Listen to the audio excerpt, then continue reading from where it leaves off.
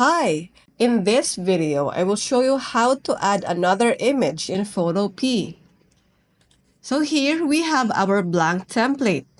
To add an image, go to File and click Open and Place.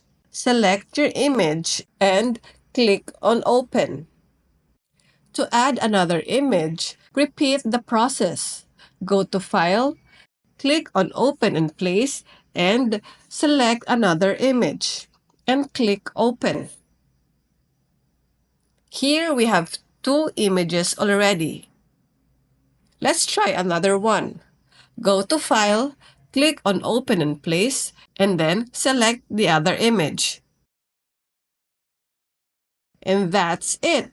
For more videos like this, hit the subscribe button and click the notification bell so that you get notified for our new uploaded videos. See you next time!